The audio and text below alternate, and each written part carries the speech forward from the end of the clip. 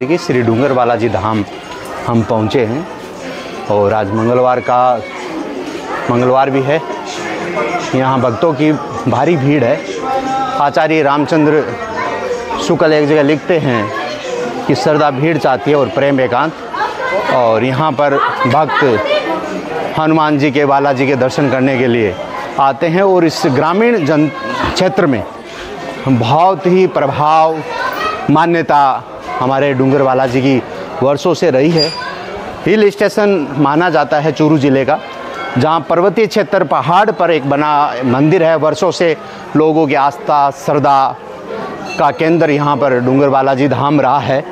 तो आज हम डूंगर बालाजी धाम पहुँचे हैं। मंगलवार तारीख 3 जून है और यहाँ भक्त श्री बालाजी के दर्शन करने आते हैं। आइए हम बालाजी महाराज के दर्शन करते हैं। वर्षों में यहाँ पर निर्माण कार्य हुआ है, सुंदर व्यवस्थाएं यहाँ पर हुई है। श्री बालाजी धाम डूंगर बालाजी धाम के दर्शन करने के लिए हजारों भक्त मंगलवार के दिन विशेष पहुँचते हैं। वैसे हर दिन यहाँ आने का अटूट बंधन प्रेम परंपरा भक्तों की रही है। आज हम भी बाबा के दर्शन करने आ गए। ये पेड़ देख सकते हो, पहाड़ पर भी पेड़ को बचाया गया है। आज भी बचाने वाले बचाते हैं। ये पीपल हमारे पास में एक उदाहरण है। डूंगर बालाजी महाराज के मंदिर में आरती का समय हो गया है और यहाँ भक्तों की भारी भीड़ है और आरती का लाइव आप देख पा रहे हैं।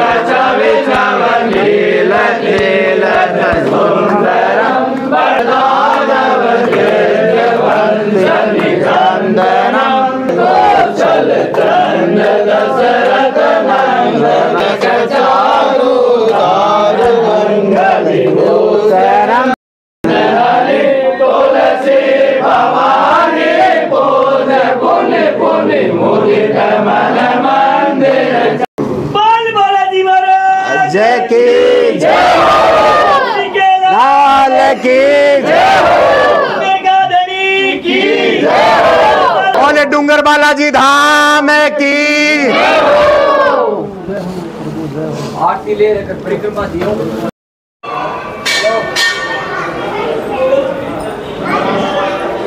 जय श्री बालाजी की। मैं अभी पहुंचा हूं राजस्थान के चूरू जिले के सुजानगढ़ क्षेत्र में पहाड़ी पर बना श्री डूंगर बालाजी मंदिर पर। और डूंगर बालाजी एक श्रद्धा का केंद्र है। यहाँ ग्रामीण क्षेत्र हो या शहरी क्षेत्र हो, अगर किसी की शादी होती है तो यहाँ लोग सबसे पहले बालाजी धाम दर्शन करने आते हैं और अपना जीवन कुशल मंगल की कामना करने के आते हैं, प्रार्थना करने आते हैं। श्रद्धा का बड़ा भारी केंद्र यहाँ पर डूंगर बालाजी धाम है। और मुझे याद है बचपन में जब हम गांव में, अब तो चलो पैसा हो गया लोगों के पास में, डिजिटल क्रांति हो गई, अगर हम बात करते थे तो कहते थे डूंगर बालाजी के धाम में चले जाओ, पास हो गए तो बोला डूंगर ऊंट गाड़ा लेकर, कभी पैदल लेकर। हम छोटे छोटे बच्चे थे तो हम रवाना भी हो जाते, चलो रात को चलेंगे, सुबह पहुंच जाएंगे। तो हमारे साथ में मंदिर के पुजारी जी है, तो सबसे पहले तो जय श्री बालाजी की। जय श्री बालाजी की। हमारा सौभाग्य है कि हम श्री बालाजी धाम में आए हैं, और बालाजी धाम में तो हम बचपन से आते रहे हैं, लेकिन आज हम ये चाहते हैं कि भक्तों को भी हमारे जो बालाजी महाराज की इस मंदिर का इतिहास, और तो बालाजी का इतिहास तो कोई जानता ही नहीं है, वो कब से है, कब तक रहेंगे, वो तो क्या अदृश्य ईश्वर है, ईश्वर का के बारे में कोई जान नहीं सकता। तो ये बालाजी के मंदिर की स्थापना के पीछे क्या इतिहास है, कितने वर्षों का इतिहास है, मंदिर कब स्थापित हुआ? सबसे पहले तो आपके चैनल को और आपको बहुत बहुत धन्यवाद, जो आपने इस मुहिम के लिए डूंगर बालाजी महाराज को सबसे पहले चुना, तो उसके लिए सबसे पहले आपको बहुत बहुत धन्यवाद। जय श्री बालाजी। जय श्री बालाजी। डूंगर बालाजी का इतिहास इस प्रकार है कि ये संवत 1627 की बात है। ये जगह अपने सबसे पहले बीकानेर रियासत के अंदर आती थी। तो उस टाइम बीकानेर महाराजा यहाँ भौगोलिक दृष्टि से और उनको ये जगह बहुत ही उपयुक्त लगी किला बनाने के लिए। तो वो अपने दरबार के साथ यहाँ आए और इस जगह पर उन्होंने किला बनाने का निश्चय किया। तो इस दरमियान यहाँ देख कर वो चले गए। उसी रात उनको बालाजी महाराज का स्वप्न हुआ, दृष्टांत हुआ कि आप यहाँ किला मत बनाओ, मेरा मंदिर बनाओ। तो फिर उन्होंने सुबह अपने दरबारियों को पूछा और कभी मेरे साथ तो ये घटना हुई, मैं वहाँ गया था और आज रात मुझे स्वप्न में ये घटित हुआ। तो फिर उन्होंने सबने यहाँ निर्णय लिया कि एक बार यहाँ आके देखे क्या है क्या नहीं। तो उन्होंने जब नींव खोदने का काम शुरू किया तो नींव से हनुमान जी महाराज की अभी जो वर्तमान में दाहिनी तरफ मूर्ति है वो काले पत्थर की मूर्ति निकली नींव से। जो दाहिनी तरफ उन्होंने अपनी तरफ से स्थापित की और बीच वाली मूर्ति उन्होंने अपनी तरफ से स्थापित की। उसी दरमियान यहाँ पहले गोपालपुरा गांव भी नहीं था, उस जगह को बोलते थे पुरानी बमोट। तो वहाँ वैष्णवों का अखाड़ा था और वहाँ के मैन जी थे श्री गिरधारी दास जी महाराज। मतलब जो प्रारंभिक यहाँ डूंगर बालाजी की स्थापना के समय जो महंत है वो थे गिरधारी दास जी महाराज को उन्होंने बुलाया और बोला महाराज मेरे साथ ये हुआ। तो उन्होंने फिर पूरा मंदिर का निर्माण करवाया, पूजा की। तो सबसे पहले डूंगर बालाजी महाराज के मैन जी थे गिरधारी दास जी महाराज, और यहाँ के महंत शादी नहीं करते और वही परंपरा आज चल रही है। आज डूंगर बालाजी महाराज के 22वें महंत है श्री श्री 108 महंत तनसुखदास जी महाराज, जो अभी वर्तमान में महंत जी महाराज है, वर्तमान में है अभी। वर्तमान ये एक बड़ी आपके लिए जानकारी है कि डूंगर बालाजी महाराज के जो मुख्य महंत है इस धाम के, इस अखाड़े के, वो शादी नहीं करते हैं। और 22 पीढ़ी, जिस प्रकार पंडित जी ने, पुजारी जी ने बताया कि 22 पीढ़ी हो चुकी है और 22 पीढ़ी के पुजारियों ने यहाँ पर, जो मुख्य पुजारी है वो शादी नहीं करते। और जो भी यहाँ गिद्दी पे विराजमान होता है महंत प्रथा से होता है, और वही परंपरा जो वर्षों से चली आ रही थी, वो 22वीं पीढ़ी के महंत है श्री तनसुखदास जी महाराज। तो वही परंपरा आज चल रही है। तो आज वर्तमान समय में कौन महंत अभी है? वर्तमान समय में श्री श्री 108 तनसुखदास जी महाराज महंत है और उनके उत्तराधिकारी है श्री प्रकाश दास जी महाराज है। वर्तमान समय में उनके उत्तराधिकारी प्रकाश दास जी महाराज है। और प्रकाश दास जी महाराज शादी नहीं करेंगे। और वो महंत रहेंगे। और प्रकाश दास जी महाराज जब इस दुनिया से चले जाएंगे तो उनके पीछे दो ये जो भाई रहे हैं, ये नानू महाराज जी और नहीं। वर्तमान समय में इस मंदिर के, इस धाम के, इस अखाड़े के जो महंत है वो श्री श्री 108 महंत श्री तनसुखदास जी है। और ये जिसको महंत स्थापित करेंगे, महंत बनाएंगे वही महंत बनेंगे भविष्य में भी। जैसे उनके महंत जी महाराज के चेले है श्री प्रकाश दास जी महाराज है, उनके उत्तराधिकारी है। तो आने वाले समय में भविष्य में उत्तराधिकारी श्री प्रकाश दास जी महाराज है। तो उनके निर्णय में, उनके सानिध्य में जो भी मंदिर की व्यवस्था होगी, जो ये डेवलपमेंट है वो सब करना है। तो उनके सानिध्य में सब सारी व्यवस्थाएं, सारे विकास कार्य। वर्तमान समय में जो हमारा डूंगर बालाजी का जो धाम है, इसके निर्माण कार्य में सरकार क्या मतलब विकास के कार्य कर रही है? जैसे डूंगर बालाजी अभी ध्यान में तो सबके है, लेकिन अभी जैसे कोविड के बाद में मतलब कुछ ज्यादा ही प्रचलन में आया है और लोगों का ध्यान भी आकृष्ट किया है। पहले जगह तो थी लेकिन एक गुप्त साधना की जगह थी, अब वो गुप्त साधना क्या धीरे धीरे प्रकट हो रही है। तो आज डूंगर बालाजी में अभी कोविड के बाद में खूब हॉल बने हैं, ऐसे ऐसे विकास कार्य हुए जो कई वर्षों से नहीं हुए, और ये कार्य अभी भी निरंतर जारी है।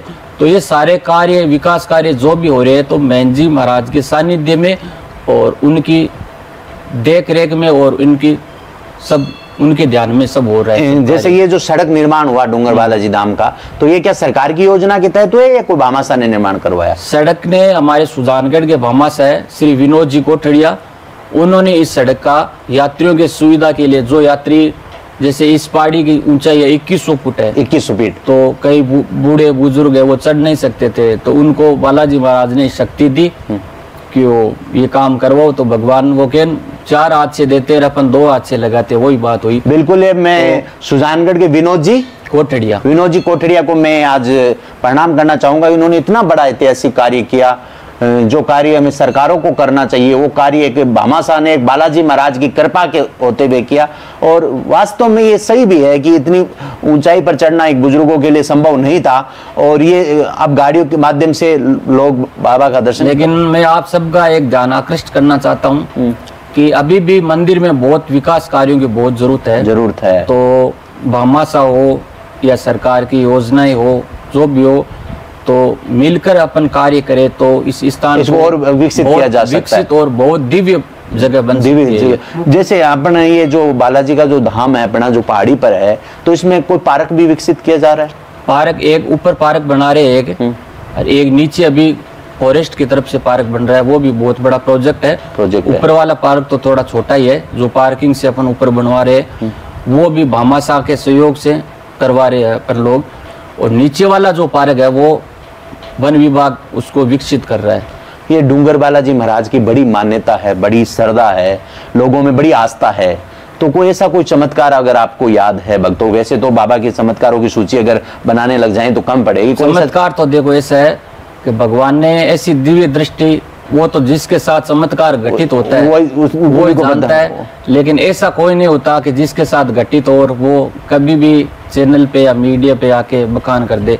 ये कई चीजें ऐसी होती है जो गुप्त होती है और वो भक्ति। लेकिन मैं आपको विश्वास से कहता हूँ कि आप भी अपने कोई भी मंगल कामना हो, ये नहीं कि भाई हर आदमी के देखो स्वार्थ होते है कुछ न कुछ, तो निस्वार्थ भाव से आप एक बार आओ। कोई जरूरी नहीं आप कोई स्वामी करो, वो कोई जरूरी नहीं, बस आप तो भगवान तो भावना के भूखे, नारियल भी आपका मन हो तो चढ़ाओ, नहीं तो वही कोई जरूरी नहीं है। लेकिन एक बार आप निस्वार्थ भाव से आके भगवान से बिल्कुल कामना करो तो भगवान, बिल्कुल भगवान कहा जाता है कि भावना में भाव न हो तो भावना बेकार है, और भावना में भाव हो तो भव से बेड़ा पार है। ऐसी श्रद्धा और आस्था का केंद्र हमारे यहाँ डूंगर बालाजी धाम रहा है। और निश्चित रूप से ये जो महंत परंपरा है, ये ब्रह्मचर्य मार्ग की स्थापना करने में भी साधक है।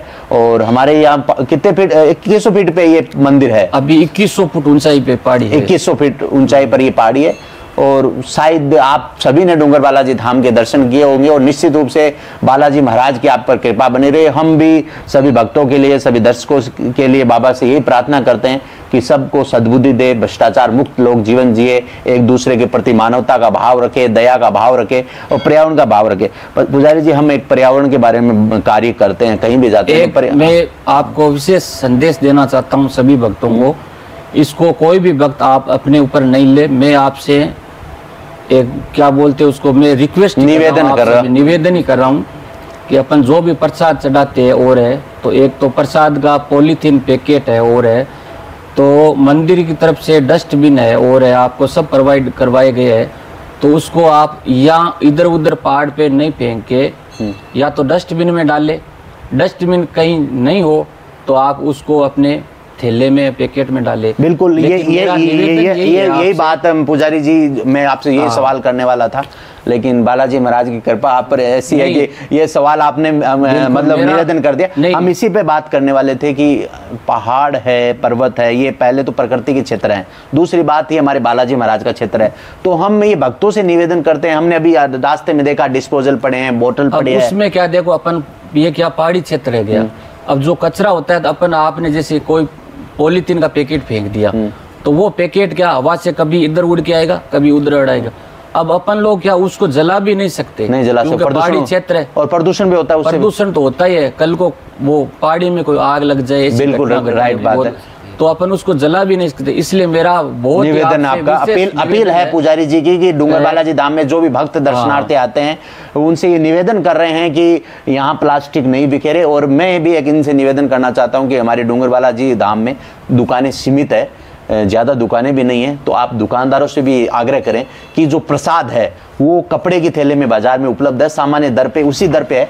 तो आज से हम जानते हैं कि अंतर्राष्ट्रीय जो पर्यावरण दिवस मना रहे हैं हम 5 जून को, तो पूरा जो संयुक्त राष्ट्र संघ का एक जो ध्येय वाक्य होता है हर पर्यावरण दिवस पर, उसका इस बार जो ध्येय वाक्य है पर्यावरण मुक्ति के लिए प्लास्टिक मुक्ति, पर्यावरण प्रदूषण की मुक्ति के लिए प्लास्टिक मुक्ति। तो हम ये आपसे निवेदन करना चाहते हैं कि चलो कुछ जैसे लोग कुरकुरे लेके आते हैं, चिप्स लेके आते हैं, वो तो प्लास्टिक में आते हैं, वो तो उनकी मजबूरी है। मैं तो उनसे भी निवेदन करना चाहता हूँ कि धार्मिक स्थल पर इस तरह के नहीं बिखरे। लेकिन आपसे भी निवेदन है कि जो ज़्यादा दुकानें नहीं है, 5-10 दुकानें अपने धाम के नीचे हैं, तो आप उनसे भी आग्रह करें कि प्रसाद कम से कम आग्रह करेंगे। लेकिन मेरा एक ये निवेदन है कि वो कहन भय बिना प्रीत नहीं, भय बिना प्रीत नहीं है। तो अपन निवेदन भी कर लेंगे लेकिन उसका देखो रिजल्ट नहीं आएगा, क्योंकि लोगों को वो क्या स्वभाव में वो स्वभाव में पड़ गई निश्चित रूप से। आप आज कितना भी समझा दो वो नहीं छोड़ेंगे पॉलीथीन, क्योंकि उनको घूम फिर के वो भी आएंगे वापस। उसी जगह को प्रशासन अपने हिसाब से लेना, तो मैं आपको गारंटी देता हूं कि वही पॉलीथीन आपको ढूंढने पे ही नहीं मिलेगी। बिल्कुल निश्चित रूप से मैं प्रशासन से भी ये निवेदन कर रहे हैं, आग्रह कर रहे हैं। और मैं भक्तों से भी निवेदन करना चाहता हूं कि जैसे पुजारी जी ने कह दिया, मेरे मन में जैसे मैं पहाड़ी पर चढ़ा तो मेरे मन में वो आया कि इतना धार्मिक स्थल है, पवित्र स्थल है, जगह जगह प्लास्टिक की कैन पड़े हैं, पॉलीथीन पड़ी है, और हम एक धार्मिक स्थल पर बाबा के दर्शन करने आते हैं और अपनी श्रद्धा के विश्वास के प्रति आस्था के लिए आते हैं, और वहाँ पर अगर हम प्रदूषण करते हैं तो ये उचित नहीं है। हमारी पुजारी जी से खास बातचीत थी, और मंदिर में कोई सहयोग देना चाहे, अपना भवन निर्माण करना चाहे, पेड़ पौधे लगाना चाहे, पर्यावरण के संबंधी बगीचा स्थापित करना चाहे, तो आप पुजारी जी से बात। मेरा यही निवेदन है, आओ सब, आप सब मिलकर आओ, हम सब मिलकर मतलब इस पहाड़ी क्षेत्र को और विकास करेंगे। ये द्रोणाचार्य की नगरी कही जाती है, उसका क्या इतिहास है? द्रोणाचार्य का ऐसा है कि द्रोणाचार्य का नीचे जैसे अभी जसवंतगढ़ वो तापड़िया जी की धर्मशाला है, तो वहाँ पुराने अवशेष भी मिले थे। अभी एक कुआं भी है वहाँ, उसको माया का कुआं बोलते हैं, माया का कुआं। तो उसको अपन खोदते दिन में, तो रात को वो बताते कि वापिस अपन देखते वो वापस एकदम जितना खोते वापस उसकी भरपाई हो जाती है। अच्छा, तो उस जगह बोलते हैं कि द्रोणाचार्य का वहाँ निवास था, आश्रम, तो इसीलिए इसको द्रोणाचार्य का निवास भी कहते हैं। और ये जो पहाड़ी है द्रोणागिरी पहाड़ी बोलते हैं। हनुमान जी ने जो पहाड़ उठाया था संजीवनी वाला, वो पहाड़ी है, तो उस पहाड़ का एक हिस्सा है, ये भी पहाड़ का हिस्सा है, तो इसको द्रोणागिरी पहाड़ भी बोलते हैं। बिल्कुल, ये जिस प्रकार लक्ष्मण के जब बाण लग गया, लक्ष्मण मूर्छित हो गए थे, तो हनुमान जी जिस पहाड़ को लेकर आए थे, सुषेण वैद्य ने जो संजीवनी बूटी बताई थी, उस पहाड़ को लेकर जो हनुमान जी आए थे, उसका हिस्सा ये डूंगर बालाजी का जो पहाड़ है, पहाड़ी है, ये बताया जाता है। निश्चित रूप से पंडित जी आप अपने मोबाइल नंबर बता दीजिएगा, दर्शक जो भी सहयोग करना चाहे, आपसे जुड़ना चाहे तो आपसे संपर्क कर सकते हैं। कोई भी डूंगर बालाजी से संबंधित काम ये हो, वो तो मेरे आप फेसबुक पे कहीं भी सर्च कर सकते हो, नारायण महाराज डूंगर बालाजी के नाम से। मेरे नंबर वहाँ सेव भी है, आप दे सकते हो, कोई उसमें नहीं है। और मैं नंबर भी अपने शेयर कर रहा हूँ 9785964483। तो कोई भी आप कभी भी कोई काम हो डूंगर बालाजी मंदिर से संबंधित या और भी कोई काम हो, तो आप कभी भी मुझे याद कर सकते हो, मैं आपकी सेवा के लिए हाजिर हूँ कभी। बिल्कुल, बहुत बहुत धन्यवाद। पुजारी जी से हमने खास बातचीत की। 16वीं शताब्दी का ये मंदिर है। बीकानेर रियासत के महाराजा ने यहाँ गढ़ बनाने की, किला बनाने की सोची, और बालाजी महाराज सपने में आते हैं और यहाँ मंदिर स्थापित हो जाता है, और श्रद्धा का केंद्र बालाजी महाराज का ये मंदिर बन जाता है, और हजारों लाखों भक्त यहाँ पर आते हैं। और कोई VIP कल्चर यहाँ मंदिर में मेरे को देखने को नहीं मिला, और ये साधारण, ये बहुत कम मंदिर बचे हैं जो इतने प्रतिष्ठा प्राप्त करने के बाद भी यहाँ पर VIP कल्चर नहीं है। निश्चित रूप से ऐसे पुजारियों के लिए मैं उज्जवल भविष्य की कामना करता हूँ, और बालाजी महाराज से यही निवेदन करता हूँ कि सुख शांति का माहौल इस क्षेत्र में बना रहे, और सब लोगों को भगवान बालाजी महाराज सद्बुद्धि दे। एक मेरा अंतिम सवाल आपसे, ये जो पहाड़ी क्षेत्र है, इसका खनन बंद हो गया है, नहीं हुआ? इसका एकदम पूरी तरह खनन बंद हो गया है। उसके लिए हम एक तो पंचायत को, गोपालपुरा पंचायत को और वन विभाग को बहुत बहुत धन्यवाद देते हैं। नहीं तो आज इस पहाड़ी की भी हालत रणधीसर वाली पहाड़ी है उसके जैसी हो जाती। मैं यहाँ पर मंदिर जो ग्राम पंचायत आपकी सविता राठी जी का योगदान, सविता राठी जी का योगदान यहाँ पर मतलब बहुत रहा है। और वन विभाग का भी ओंके जी यादव है, उन्होंने बहुत अच्छा। पंचायत के सविता जी राठी है, तो उन दोनों का मैं बहुत बहुत धन्यवाद देता हूँ कि उन्होंने अपने प्रयासों से ये जो अवैध खनन चल रहा था उसको बंद करवाया। बिल्कुल, बालाजी महाराज की कृपा से मैं उन अवैध खनन करने वालों से भी आग्रह करना चाहता हूं कि प्रकृति है हमारी, इनको बचाना पड़ेगा। जय श्री बालाजी, जय श्री राम, वंदे मातरम, जय हिंद, जय भारत। जय श्री